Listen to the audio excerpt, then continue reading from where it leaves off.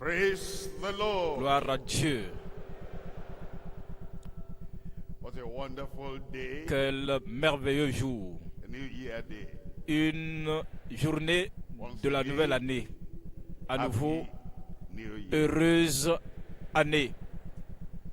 Holy, holier, Une année sainte, plus sainte. healthy, Une nouvelle année New Year. plus saine et très saine. Father, Père, we worship nous you. We t'adorons. adore you. We love you. nous t'aimons For what you've done, pour ce que tu as for what fait, you teach pour us, ce que tu nous enseignes, for the way, the direction you le lead chemin us. dans lequel tu nous Lord, diriges. we pray Seigneur, nous prions que nos vies will make you happy. te rendront contents.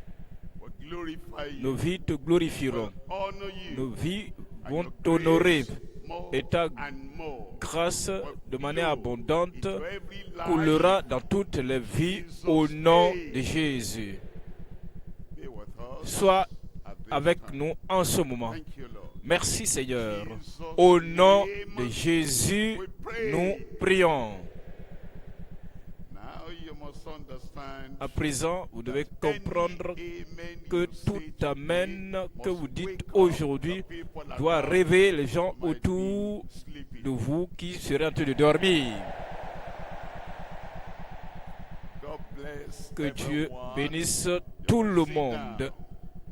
Vous pouvez vous asseoir. Come again to Hebrews. Nous revenons en Hébreux chapitre I was 11. looking at verses 20, Hébreux chapitre 11, versets 20, 21 et 22. Hébreux chapitre 11, 20, 21 et 22. La foi inébranlable dans les choses à venir. Hébreux chapitre 11, verset 20. C'est par la foi qu'Isaac bénit Jacob et Ésaü en vue des choses à venir.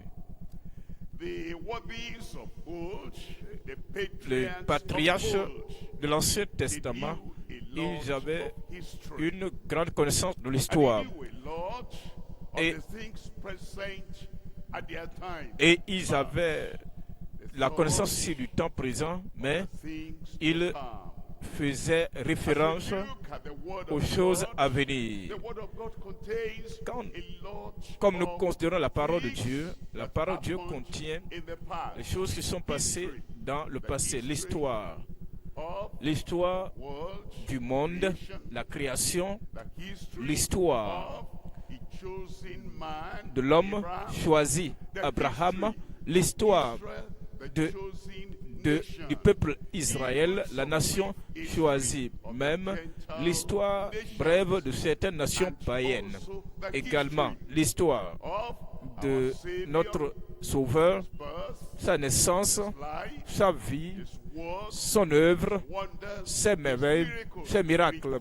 Tout a été enregistré, retracé dans l'histoire. Ensuite, il y a des histoires existantes, l'histoire existante de l'Église d'aujourd'hui. L'Église dans cette génération, mais la Bible contient des sujets concernant les choses à venir. En réalité, quand vous considérez la Bible, une bonne partie parle des choses à venir, les prophéties de la Bible.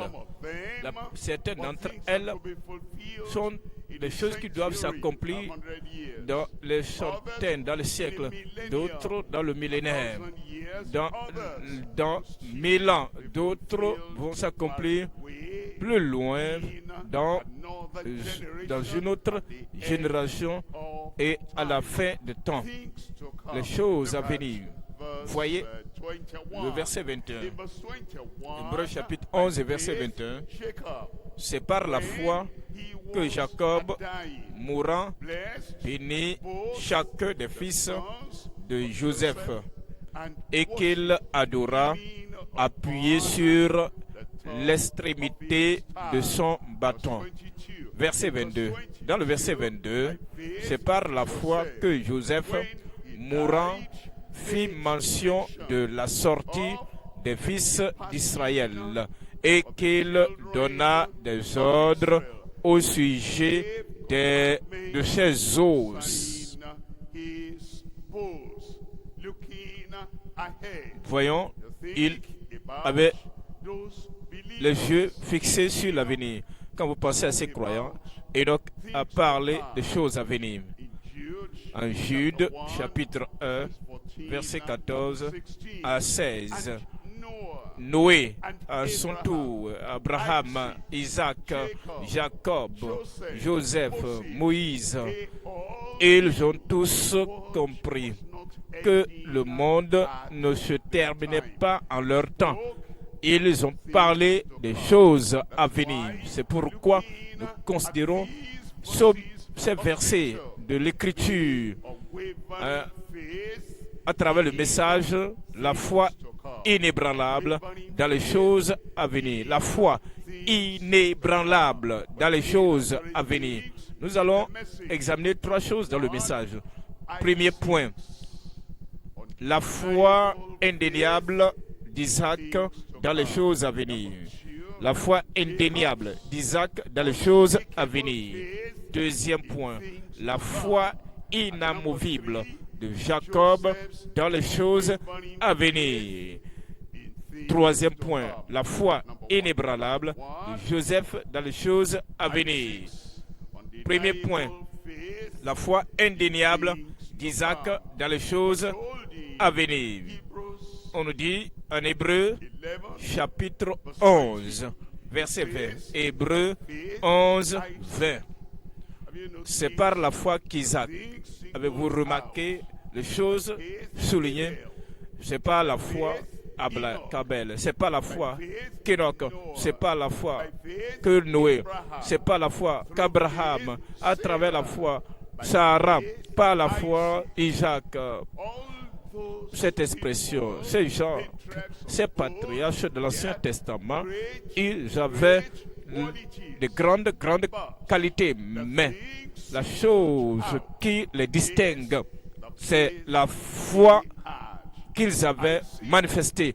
Isaac avait l'ingéniosité. Lisez toute l'histoire. Isaac avait la soumission complète au Seigneur. Isaac avait l'abandon absolu que vous ne pouvez pas nier.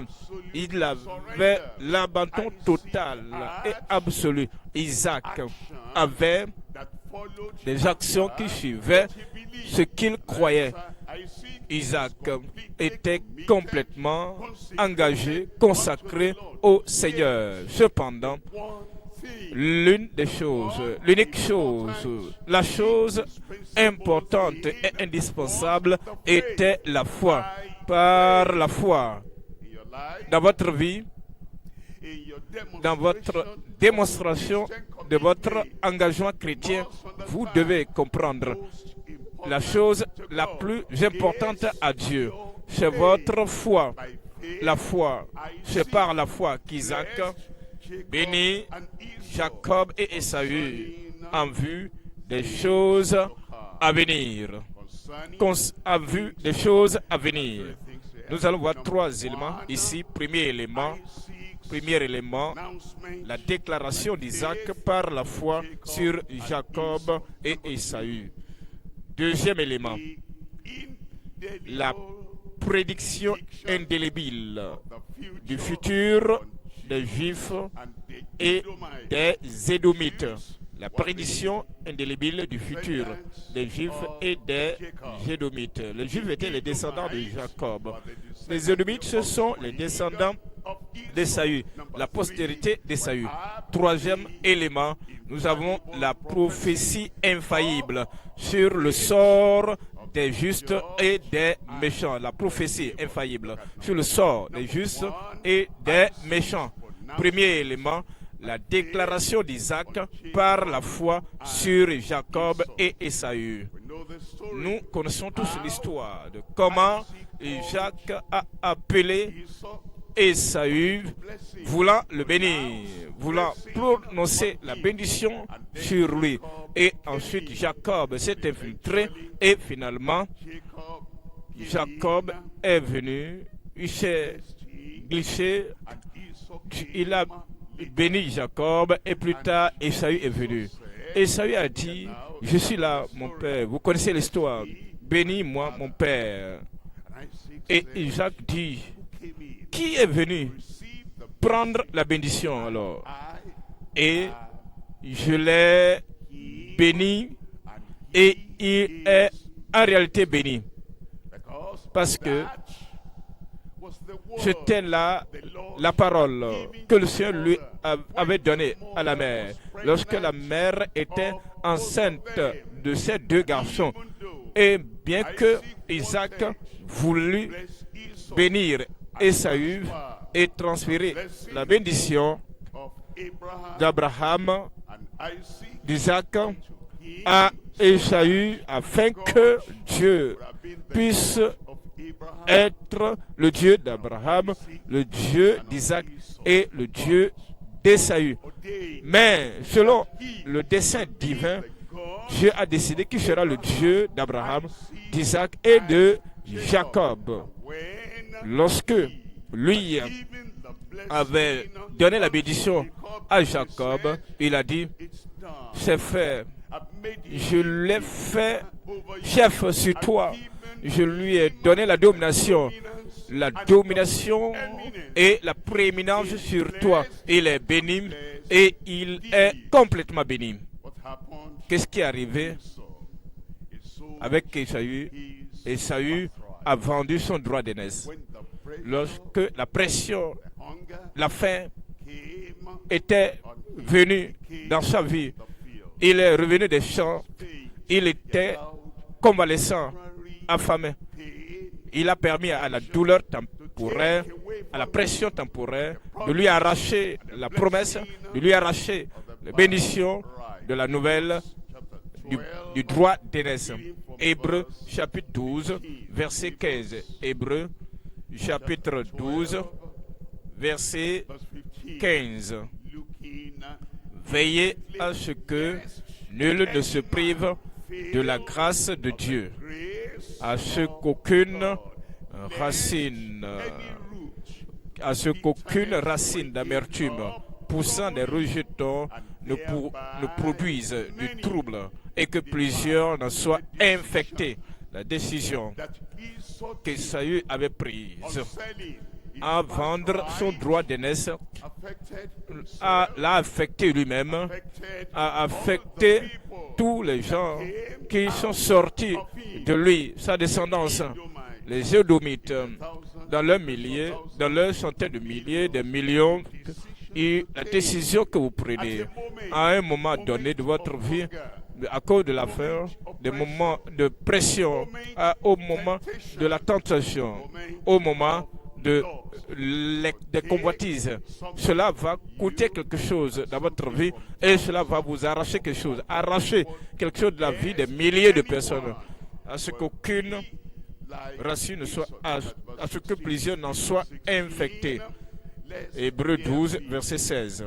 À ce qu'il n'y ait ni impudique, ni profane comme Ésaü, qui pour un mets vendit son droit d'aînesse.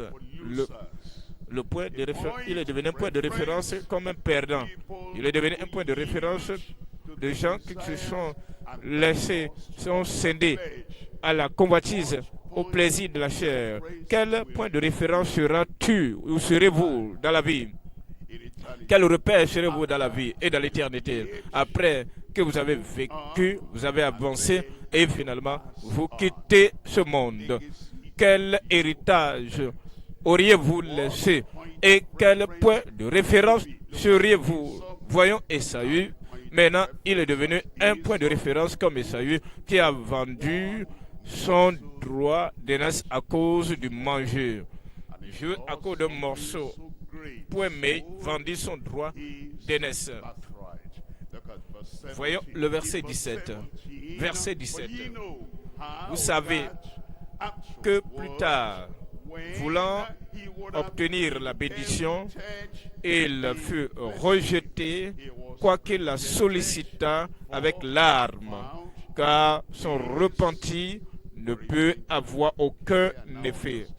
Ouais, vous comprenez, les pleurs ne sont pas nécessairement le signe de la repentance. Il a pleuré, il a versé des larmes. Père, as-tu encore une autre bénédiction, une seule bénédiction pour moi? Bénis-moi, mon Père. Il a crié les pleurs. Lorsque vous pleurez et que vous continuez dans le chemin de l'injustice, ce n'est pas là de la repentance. Il y a des gens qui ont des remords, il y a des gens qui ont des regrets, qui manifestent des regrets, des remords, les pleurs, versant des larmes. Ce n'est pas là le signe nécessaire et qui est interprété comme la repentance. Si vous ne changez pas de direction, si vous ne changez pas d'avis, de pensée, s'il n'y a pas une transformation dans votre vie en cette nouvelle année qui vient, qui est venue, et la nouvelle année vient avec les anciennes habitudes, vous maintenez les mêmes choses. Ainsi, il sollicita ardemment cette bénédiction avec des larmes. Les larmes ne peuvent pas apporter la conviction. Ces larmes n'ont pas apporté la conversion. Les larmes de crocodile ne peuvent pas produire la conviction, la conversion. C'est juste des douleurs à cause de ce que j'ai perdu. Ce n'est pas pour ce que j'ai fait. Voyons le deuxième élément. C'est la prédiction indélébile du futur des Juifs et des Édomites. Isaac a déversé sur Jacob et Ésaü. En réalité, l'accomplissement, il y avait ce qu'il a dit devait s'accomplir dans leur futur ministère. Mais vous devez comprendre que Dieu ne met aucune chose mauvaise sur personne. Même les descendants de qui que ce soit, comme nous également, les descendants de chacun, c'est à cause de ce qu'ils font. Ésaü avait la haine contre Jacob. Et ses enfants ont nourri de la haine contre les Israélites. C'est pourquoi les Édomites, finalement, ont hérité le jugement, la punition, le châtiment qui s'est abattu sur Ésaü. Voyons Abdias, un seul chapitre, Abdias, chapitre 1, verset 8. Abdias, chapitre 1, verset 8. Abdias 1, 8. N'est-ce pas en ce jour, dit l'Éternel, que je ferai disparaître d'Édom les sages et de la montagne d'Ésaü l'intelligence?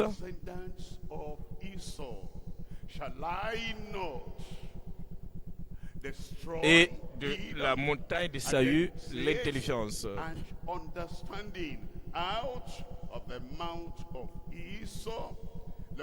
Voyons le verset 9. Verset 9. Tes guerriers, ô Théman, seront dans l'épouvante, car tous ceux de la montagne d'Ésaü périront dans le carnage. Périront dans le carnage. Voyons le verset 10. Verset 10. À cause de ta violence contre ton frère Jacob, à cause de ta violence contre ton frère Jacob, tu seras couvert de honte. Vous voyez, malgré la punition, la dévastation, la destruction est venue sur eux. Vous vous rappelez, comme Jacob revenait de la ville de son frère, de son oncle Laban, maintenant il a même envoyé des présents à Ésaü. Les gens qu'il avait envoyés, ils ont dit, Ésaü arrive, il vient avec 400 hommes armés. Et Ésaü s'était déterminé qu'il va exterminer celui que Dieu a choisi. Et Jacob a prié, vous vous rappelez, at Peniel. il a prié à Péniel. He Il said, dit, je ne t'abandonnerai pas, bless me. je ne te laisserai pas partir si tu ne m'es béni. Et Esau cette prière temporaire a conquis, a vaincu Esaü. Jacob est sorti et Esaü a couru, ils se sont embrassés. Ils se sont embrassés, Esaü pleura. Esaü a embrassé Jacob et Esaü a dit, allons ensemble, marchons ensemble. Mais c'était temporaire, mon ami. Vous pouvez avoir un changement temporaire de pensée. Si la conversion ne se produit pas, si la transformation n'a pas lieu dans votre vie, ce changement apparent, paraissant comme quelqu'un qui est changé, c'est temporaire. Et Esaü a continué dans sa mauvaise voie de haine contre Jacob. Et lorsque Esaü devait passer par le désert, ils ont supplié les Édomites que nous allons traverser votre territoire. Nous n'allons pas toucher aux fruits. Même si nous prenons de l'eau, nous allons acheter, nous allons payer. Et les Édomites étaient toujours hostiles, très fermes, qu'ils ne vont pas permettre cela. Alors, dans nos cœurs, faisons attention. Faites attention que vous ne transmettez pas la haine à vos enfants, à vos amis et aux autres avec qui vous avez eu des problèmes. C'était ce qui a tiré le jugement sur les Édomites. Nous voyons le troisième élément. Troisième élément, c'est la prophétie. La prophétie est faillible sur le sort des justes et des méchants. La prophétie de la parole de Dieu était très claire. Ces prophéties, déjà, ont été mises en exergue par le Seigneur. Ces prophéties concernent les choses à venir. Les choses à venir pour s'abattre sur les justes et les injustes. Les choses à venir concernant le juste et les justes. Juste comme il y avait ces deux tribus. Il y avait la tribu de liée, la liée de Jacob, la liée d'Esaü. La bénédiction est tombée sur Jacob, sur la liée de Jacob. Mais les choses malheureuses, la malédiction s'est abattue sur Esaü et sur la liée d'Esaü en Daniel chapitre 12. Daniel chapitre 12. Daniel chapitre 12, verset 1. Daniel chapitre 12, verset 2. Plusieurs de ceux qui dorment dans la poussière de la terre se réveilleront, les uns pour la vie éternelle et les autres pour l'opprobre, pour la honte éternelle. Alors la liée de ceux qui sont engagés, qui sont justes, qui connaissent le Seigneur, la vie éternelle pour ces gens-là et les autres pour l'opprobre et pour la honte éternelle. Voyons en Jean chapitre 5, verset 28. Jean chapitre 5, verset 28. Jean 5, verset 28. Ne vous étonnez pas de cela, car l'heure vient où tous ceux qui sont dans les sépulcres entendront sa voix et en sortiront. Verset 29. Il dit, ceux qui auront fait le bien ressusciteront pour la vie. Ceux qui auront fait le bien ressusciteront pour la vie. Les yeux de mes mains, les larmes de mes yeux ne peuvent pas me sauver, mais je considère la bonté de Christ au calvaire.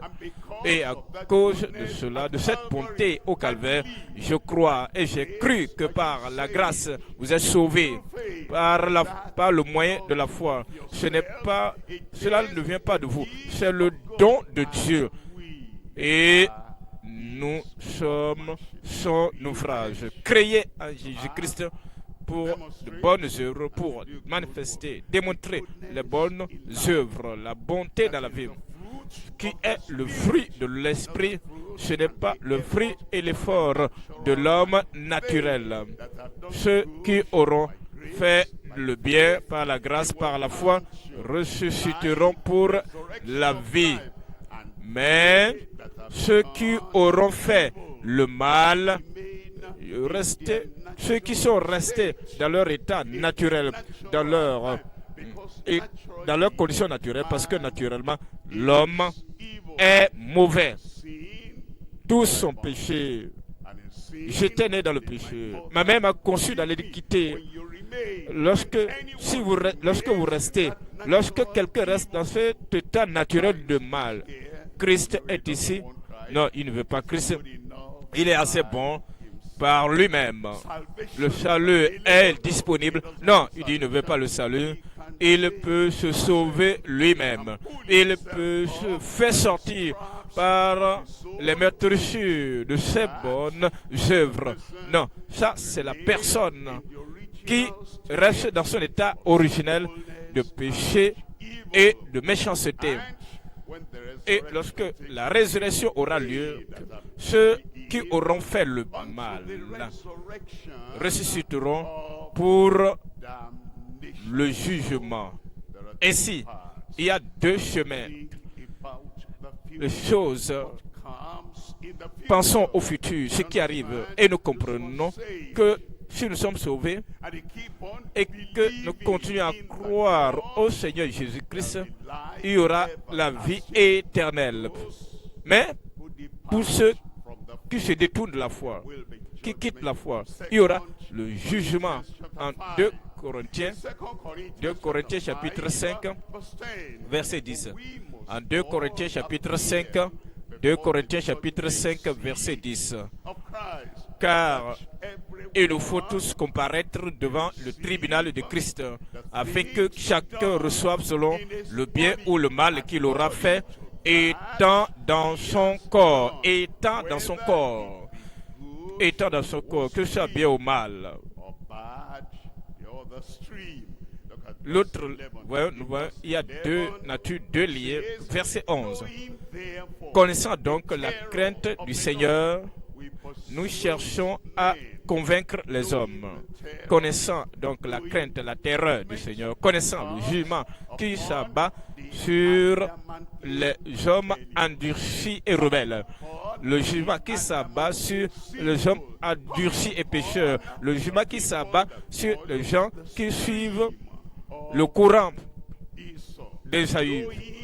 Connaissant donc la crainte du Seigneur, nous cherchons à convaincre les hommes.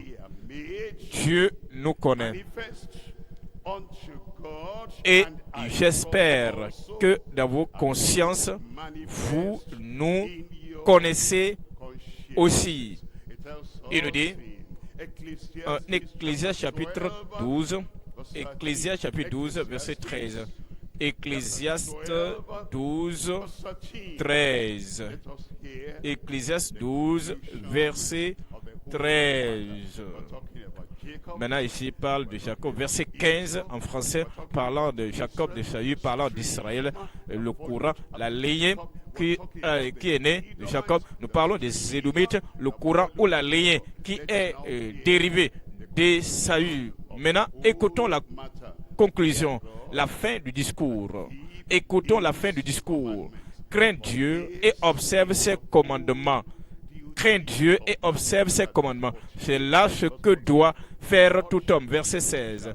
Car Dieu amènera toute œuvre en jugement au sujet de tout ce qui est caché, soit bien, soit mal. Maintenant, allons au deuxième point. La foi inamovible. La foi inamovible de Jacob dans les choses à venir. Voyons Hébreux chapitre 11, verset 21. Hébreux chapitre 11, verset 21. Hébreux 11, 21. Il dit, c'est pas la foi.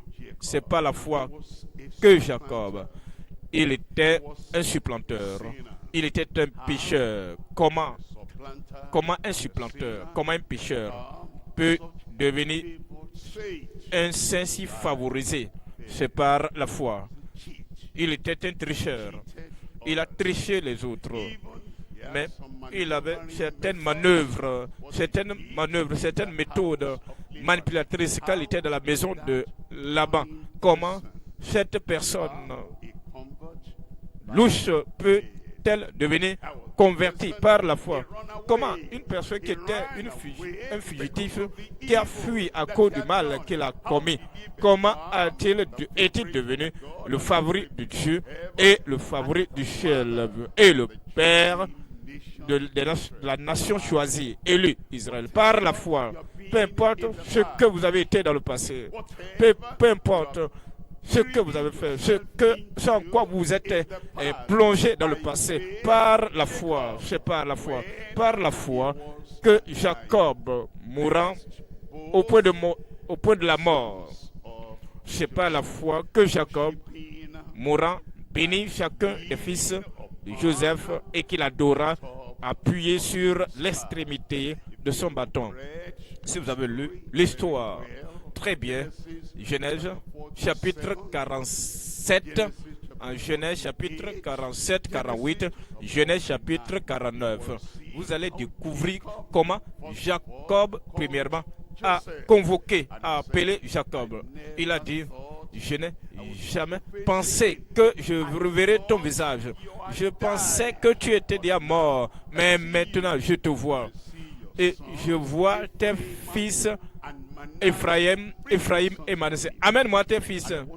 Et je veux les bénir parce que tes fils, je vais les prendre à moi comme mes fils.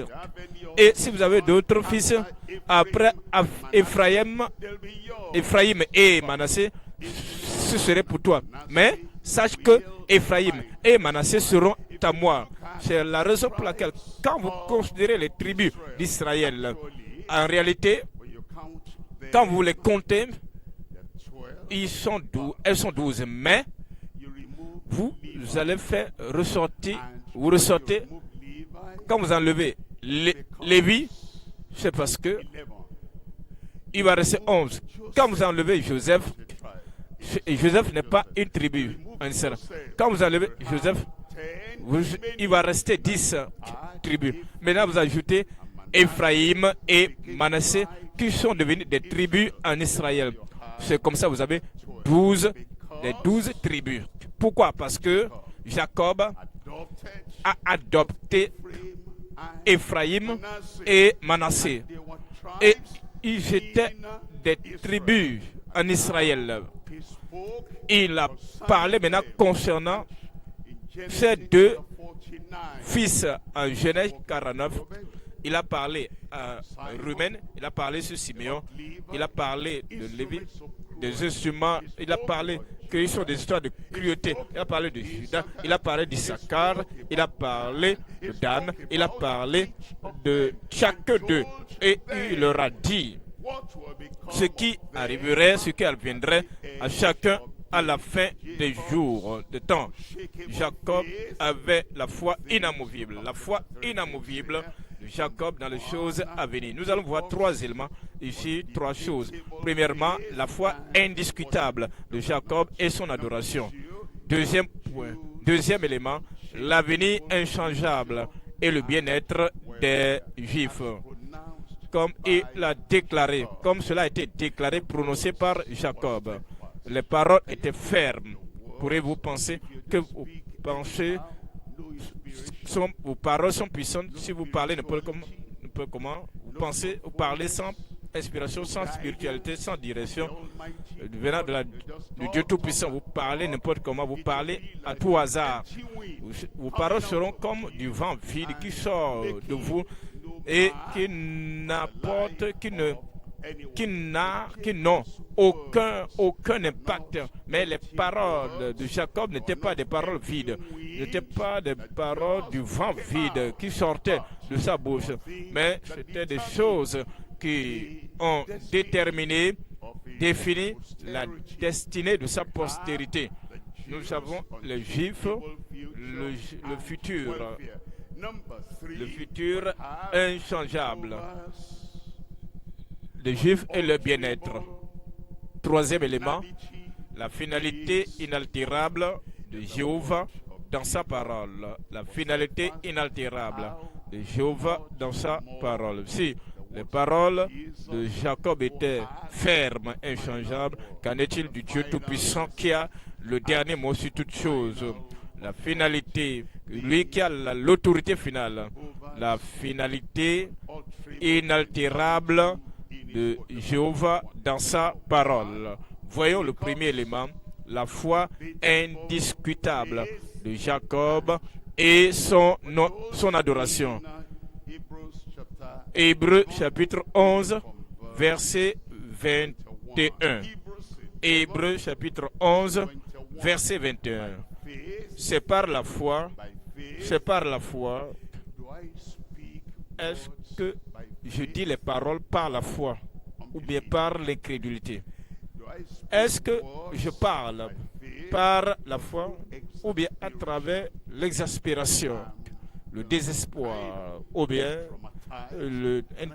une sorte sous l'effet d'un type de traumatisme? Quel genre de paroles sortent de ma bouche? Ou bien je parle sous l'effet de la colère? Est-ce que je parle sous l'effet de l'incrédulité? Je suis fatigué, j'en ai marre, j'en ai fini. Et alors, je parle. Est-ce que je parle sous l'effet de la fatigue? Et ensuite, ce que vous dites ne peut pas être affirmé par le ciel.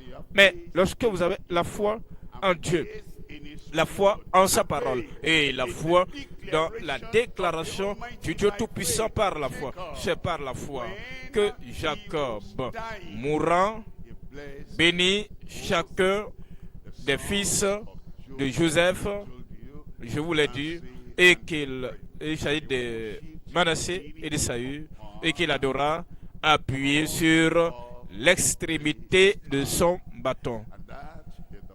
C'est là le chemin, c'est la manière dont nous devons vivre. Nous devons parler en Job chapitre 22. Job 22. Job 22, verset 27. Job 22, 27. Job 22, 27. Job 22, Job 22, 27. Job 22, 27. Il dit, Job 22, tu le prieras et il t'exaucera. Vous donnez un amen des gens qui dorment, hein? Tu le prieras et il t'exaucera.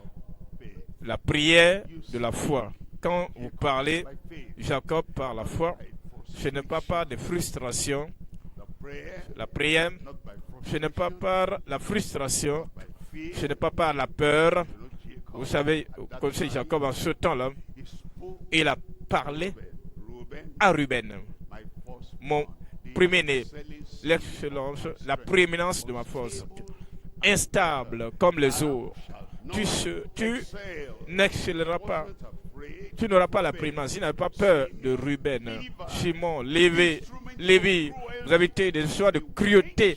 Ils sont allés chez les Sichemites et ils ont exterminé. Jacob a parlé, pas de peur, pas de frustration, mais par la foi. Et lorsque vous priez de cette manière, tu prieras et il t'exaucera. Un amen de la nouvelle année. Et tu accompliras tes vœux. Voyons le verset 28. Verset 28. Verset 28. À tes résolutions répondra le succès. Tu as décrété quelque chose. Décrété quelque chose. Je dis, tu as décrété quelque chose. Il y a beaucoup de croyants qui ils n'ont aucune suggestion. Ils n'ont que des suggestions. Ils n'ont pas de décret. Ils ont des opinions, mais ils n'ont pas de décret. Ils ont des désirs, mais ils n'ont pas de décret à faire. Maintenant, comme Jacob était sur le point de mourir, et ses fils, les paroles qu'il a prononcées, c'est le décret. À tes résolutions répondra le succès. Sur tes sentiers brillera la lumière. Je dis, sur tes sentiers brillera la lumière. À tes résolutions répondra le succès. Je dis, à tes résolutions répondra le succès. Et la lumière brillera sur tes sentiers. Un bon amen. Ecclésiaste chapitre 8, verset 4. Ecclésiaste 8, 4. Ecclésiaste 8, 4. Parce que la parole du roi est puissante. Je dis, il y a la puissance dans la parole du roi. Que dites-vous de vous-même? Que pensez-vous de vous-même? Vous êtes prince ou princesse, ou bien juste un individu lambda là-bas, ou bien un homme ordinaire là-bas. Qu'est-ce qu'il puisse faire? Donc, cela dépend de comment vous voyez dans le royaume. Cela dépend de comment vous vous percevez dans le royaume. Cela dépend. Comme si vous voyez comme quelqu'un assis dans les lieux célestes avec Christ. Ensuite, vous déclarez la parole. Il dit, parce que la parole du roi est puissante. Puissante. La parole du roi est puissante. Regardez ici. Parfois, est-ce que vous m'écoutez? Lorsque je suis presque fatigué, vous devez bien m'écouter, et que je me souviens que chaque église, les reines, les princes et les princesses, les princes prient pour moi. Je deviens fort. Je suis fort parce que je sais que vous priez pour moi. Ce sont des décrets, les décrets des rois et des reines et des princes ou des princesses. Parfois, je ne pense pas, quelqu'un est en train de prier là-bas. Et il prie et mentionne Moïse. Il dit 120 ans. Et il mentionne mon nom. Il mentionne ma personne. Et il connaît les 120 ans de Moïse à ma vie. Et je dis, les rois ont déclaré, les princesses l'ont déclaré ici, et j'accepte que nous puissions maintenant mettre ça de votre côté.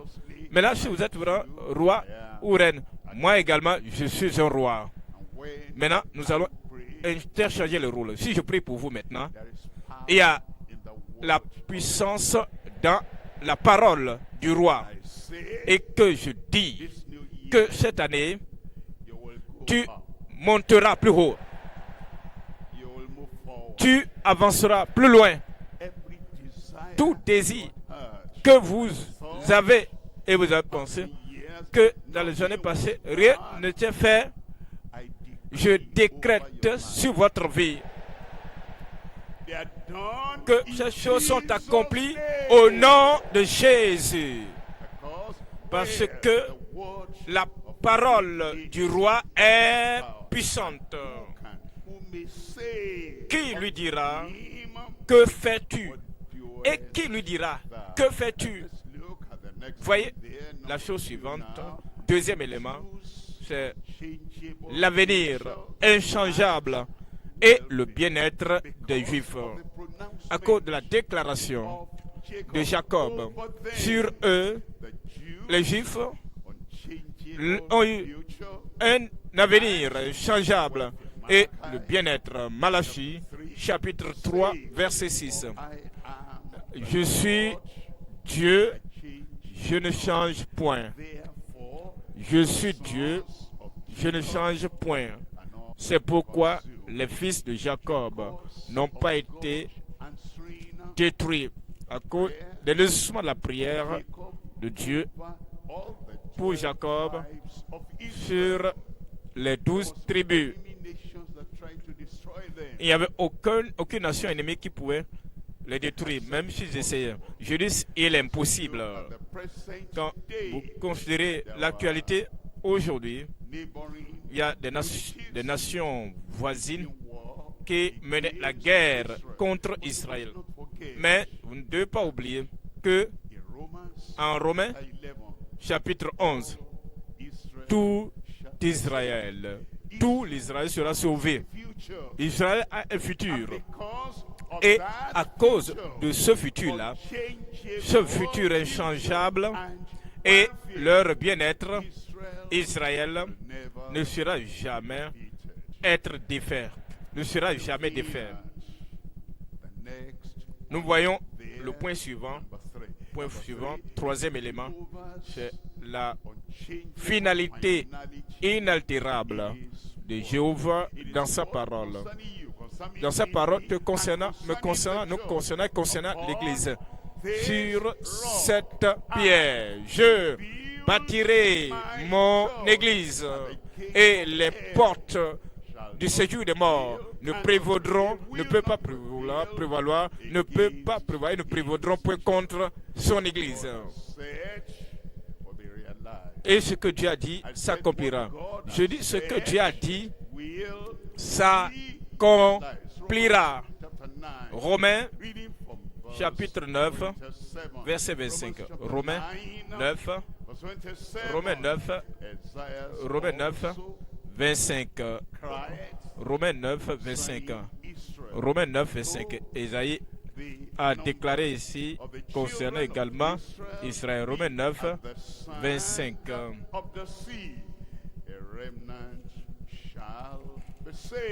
Romains 9, 25.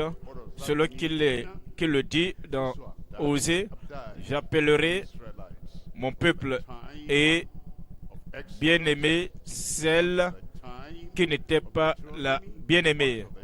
Donc, j'ai autant de Deutéronome, ceux qui sont morts jusqu'au temps d'Israël, verset 27, jusqu'au temps des prophètes, jusqu'au temps des prophètes majeurs, des prophètes mineurs, ceux qui sont morts, et au temps de Matthieu, sous le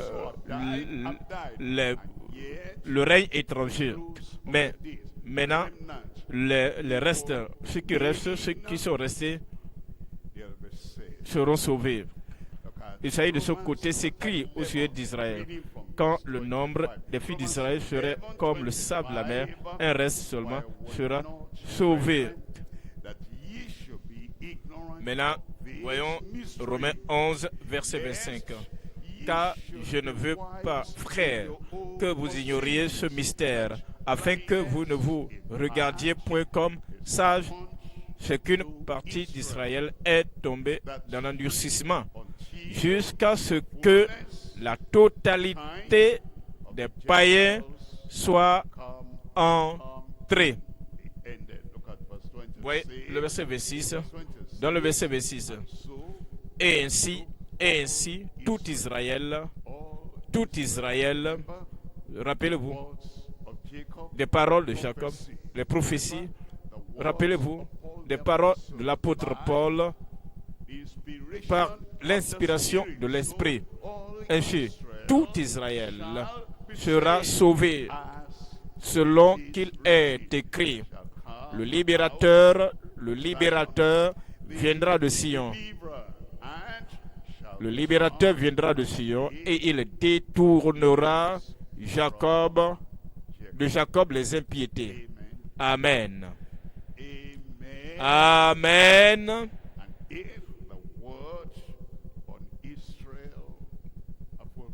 Maintenant, les paroles sur Israël ont été accomplies, les paroles sur l'Église, l'Israël de Dieu, s'accompliront. Et rappelez-vous, tous les enfants d'Abraham par la foi, qui sont allés partout dans le monde, qu'ils iront dans le monde, partout, quand ils vont partout, ils sont une bénédiction pour les nations. Pas de porte fermée. Le Seigneur va ouvrir les portes devant nous au nom de Jésus. Troisième point maintenant. Dans le troisième point, nous voyons la foi inébranlable de Joseph dans les choses à venir. La foi inébranlable de Joseph dans les choses à venir. Nous considérons Hébreux chapitre 11, verset 22. Hébreux chapitre 11, verset 22. C'est par la foi que Joseph, c'est par la foi qu'Abel, ceux qui ont suivi Abraham par la foi, Isaac par la foi, Jacob c'est par la foi, Joseph également c'est par la foi. Hébreux 11, verset 22. C'est par la foi que Joseph, mourant, fit mention de la sortie des fils d'Israël. Et il savait qu'il n'allait pas passer l'éternité de leur vie en Égypte. Les choses à venir, la foi dans les choses à venir. Et ils n'étaient pas encore sortis, mais ils sortiront. Moïse et le libérateur n'était pas encore né. Et au temps de Joseph, il n'était pas encore né. Mais il savait que le libérateur viendra et fera sortir Israël du pays d'Égypte. Donnez-moi un bon amen. L'Égypte était une puissance mondiale au temps de Joseph. Cependant, il savait que la puissance mondiale ne peut pas garder Israël sous son oppression, mais Israël s'élèvera. Mais Israël va prendre des pas et sortir et deviendra une grande nation, une grande puissance dans les nations du monde, parce que c'est là la promesse que Dieu avait faite à Abraham. Ainsi, il avait une foi inébranlable dans les choses à venir, jusqu'au temps, dans les temps à venir. Et on peut voir, c'est par la foi que Joseph, mourant, fit mention de la sortie des fils d'Israël et qu'il donna des ordres au sujet de ces os. Nous allons voir trois éléments. Ici, voyons, premier élément, sa foi dans la sortie d'Israël de la servitude égyptienne. Deuxième élément, leur libération et leur départ loin de la servitude méchante. Troisième élément, l'avant-goût ou le présage d'un départ imminent pour la félicité éternelle. Voyons le premier élément. Sa foi dans la sortie d'Israël de la servitude égyptienne. La parole de Dieu est très claire. Il devait sortir. C'est exactement ce que nous venons de lire dans Hébreux chapitre 11, 22. En Genèse chapitre 50. Genèse chapitre 50, verset 24. Genèse 50, 24. Genèse 50, 24. Genèse 50, 24. Ici, c'est Joseph qui parle ici. Genèse 50, 24. Joseph dit à ses frères, je vais mourir, mais Dieu vous visitera. Et il vous fera remonter de ce pays-ci, dans le pays qu'il a juré de donner. Ici, vous voyez, il dit, il sait qu'il allait mourir. Et nous savons que tous sont morts dans la foi sans avoir reçu le promet. Ils les ont vus et salués de loin. Et ils ont confessé, ils ont affirmé qu'ils étaient des étrangers et des pèlerins, étrangers et voyageurs sur cette terre. Ouais, Israël, le peuple de Dieu, devait sortir du pays d'Égypte selon la conviction de Joseph. Ensuite, il dit, Joseph dit à ses frères, je vais mourir, mais Dieu vous visitera et il vous fera remonter de ce pays-ci dans le pays qu'il a juré de donner à Abraham, à Isaac et à Jacob. Verset 25. Joseph fit jurer les fils d'Israël en disant, Dieu vous visitera et vous ferez remonter mes os loin d'ici. Il était très convaincu par la foi dont nous parlons. Et il a parlé du départ, de la sortie d'Israël. Deuxième élément, leur libération et leur départ loin de la servitude méchante. L'esclavage, la servitude était mauvaise, mais il devait être sorti de cela. Toute chose maléfique, tout lien, tout esclave qui te retient, qui te maintient à terre, le joug est brisé. Vous êtes libérés au nom de Jésus. Hébreux chapitre 2, Hébreux chapitre 2, verset 14. Hébreux chapitre 2, verset 14. Hébreux 2, 14. Hébreux 2, 14. Hébreux 2, 14.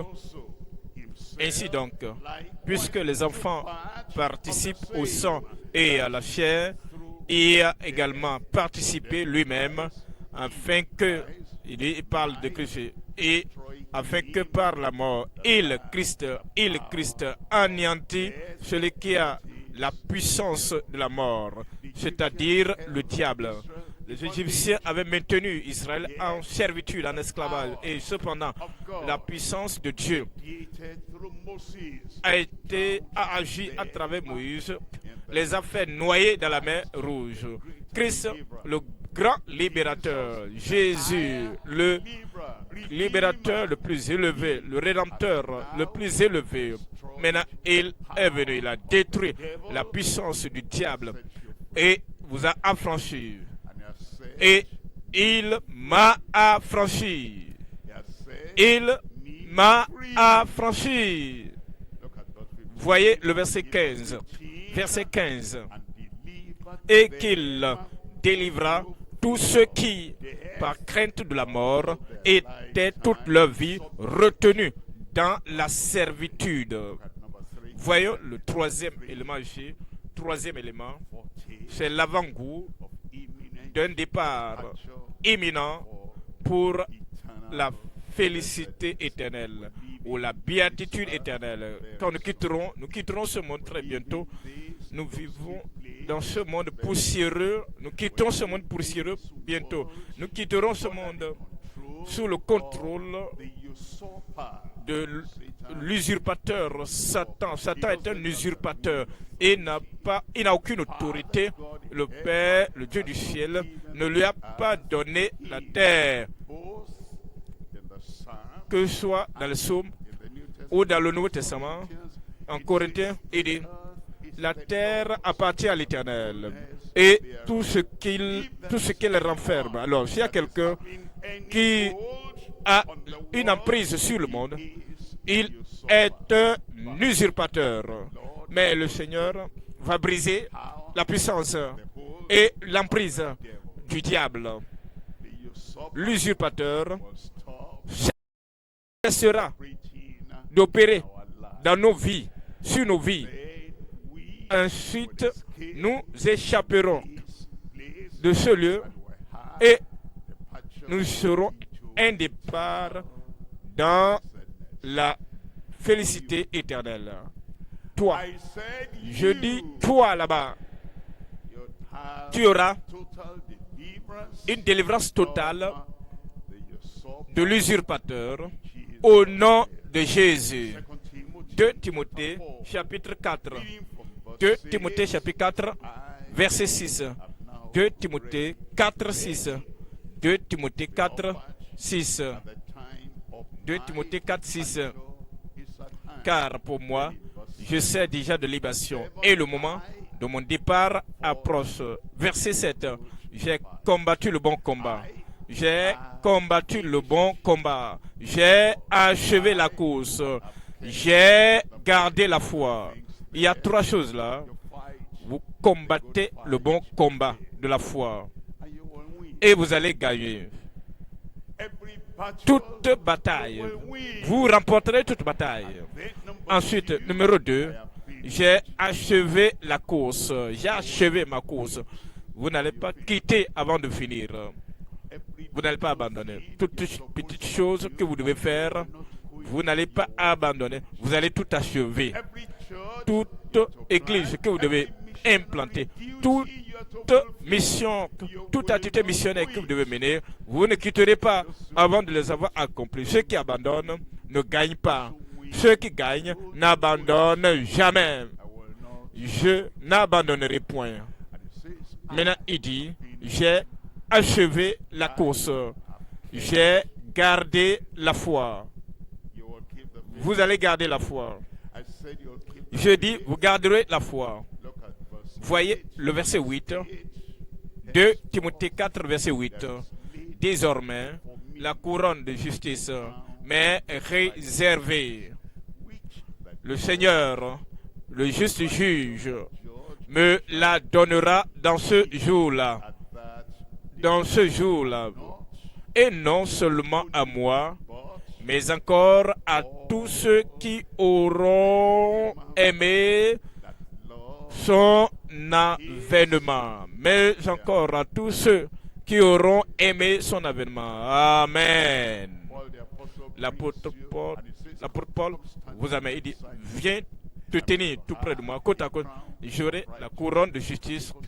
Et parce que tu as aimé le Seigneur, tu aimes le Seigneur, tu aimes son apparition, viens te tenir debout. Si toi également, tu auras la même récompense que j'aurai. Rappelez-vous toujours de ce point. L'honneur venant du ciel est descendu sur votre vie. Le choix de Dieu est venu sur votre vie. Les apôtres recevront les récompenses.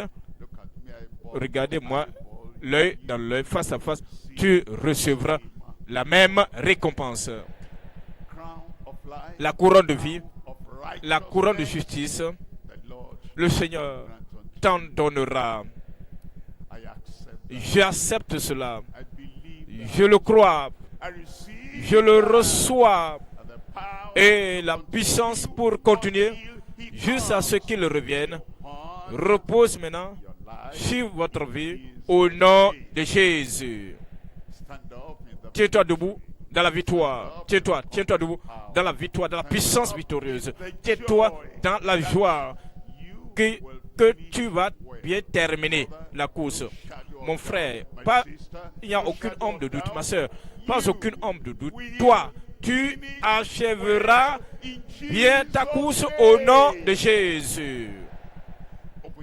Ouvrez la bouche et amenez tout ce que vous avez entendu.